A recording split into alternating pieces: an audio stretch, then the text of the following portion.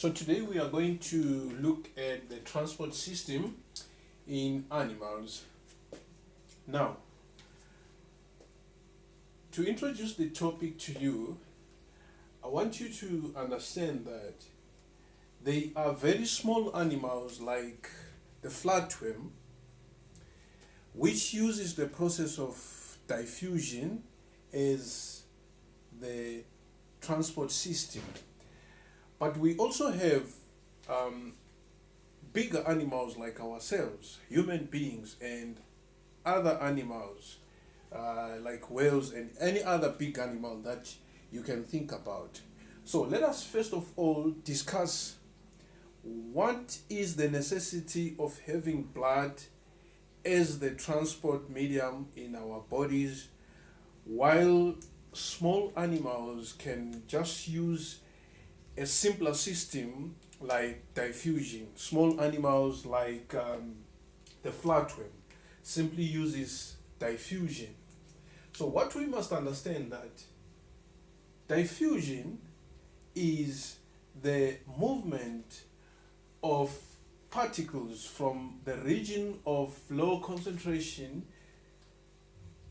from the region of high concentration to the region of low concentration. That is diffusion. Movement of particles from region of high concentration to region of low concentration. Okay, so that is what happens with small animals like a flatworm. And in a human being, diffusion alone is far not enough to provide us with transport system. If you look at your body, imagine if your body wants to excrete heat which is from deep inside your body to the atmosphere. So the overheated organ which is deep inside in our body is obviously far from the atmosphere, and it would obviously take very long for the heat to be excreted through the process of diffusion into the atmosphere. So we obviously need a medium which will effectively transport the unnecessary amount of heat from that organ which is deep inside us and take it to the skin, which will finally excrete it to the atmosphere. So that is what necessitated the blood in a human being. A human being, is impossible to use the process of diffusion as the only transport system. All right. So, having said that, now we understand why it is necessary for us to have blood as the medium. Okay, so the transport system in a human being can be split or can be subdivided into four components, right? The first component will be the medium itself, and the medium itself is obviously the blood. The second component in the transport system of a human being will be the system of tubes.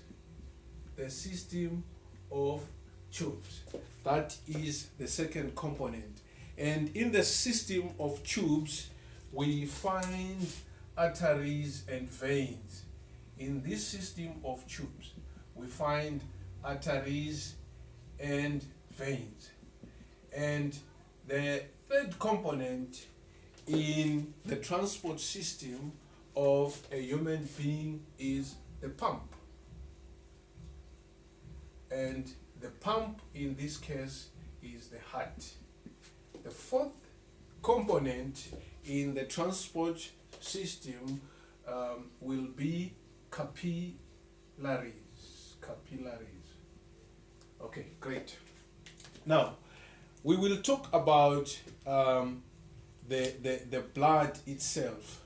So, The blood itself is the medium, and the importance of this medium, which is the blood, is that the blood has got the intelligence and the capacity to dissolve the necessary particles in it and take those particles to the areas where they are needed, as well as taking the unneeded particles from certain areas to areas of excretion or to organs of excretion.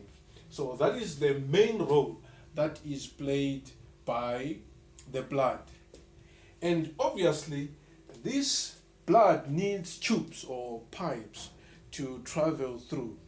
And you can liken this to the road system, to the road network that you know. There is need of a good network of tubes. Now, these tubes are in two forms. We have got the arteries and we have got the veins. So, the role that is played by the arteries is that it carries blood away from the heart.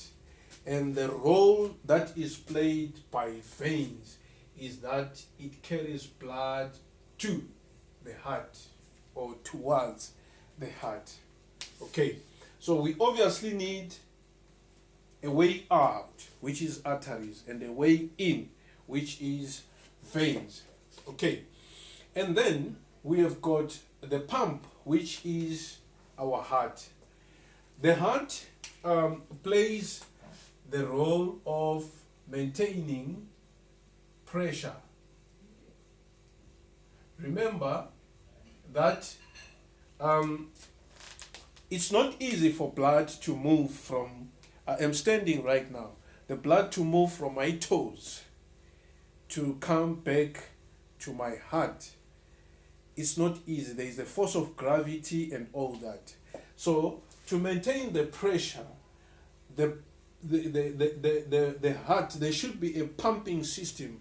There should be an engine that keeps on pumping so that pressure is maintained at a certain level. So the heart plays that role, but not least the role of maintaining the pressure. Now let's go to capillaries. What role do capillaries play? So capillaries, in as much as veins and arteries are the ones that carry the blood back and forth, but we must understand that capillaries do not, veins and arteries do not have the intelligence and the mechanism of exchanging the dissolved particles that are in the blood. So this intelligence and capability is found or is facilitated by capillaries. So when blood reaches a capillary will connect, let's say this is a cell, right? There is a living cell there, and suppose this is a vein. So between these two, there is no one between the two. Neither of them has got the intelligence to cause an exchange. The cell is breathing. It needs to give away the carbon dioxide and take in the oxygen. Or it also needs to take in the glucose that is being delivered, that is dissolved in the blood. So the organ that bridges the gap is a capillary. So a capillary exists between the two to play that role of exchange. The exchange could be exchange of gases, which is oxygen and carbon dioxide, exchange of dissolved food, right? That role is played by the capillary. Okay, so the blood itself will contain the red blood cells, it will contain the white blood cells. So the blood itself will have the red blood cells, okay? It will also have the white blood cells, right? So the white blood cells can be further categorized. We have got phagocytes and we have got lymphocytes, right? So the phagocytes play the role of engulfing disease-causing organisms, whereas the lymphocytes will play the role of releasing the manufacturing and releasing the appropriate antibody to fight and destroy that particular disease-causing organism. And in the blood, we also find platelets. Okay.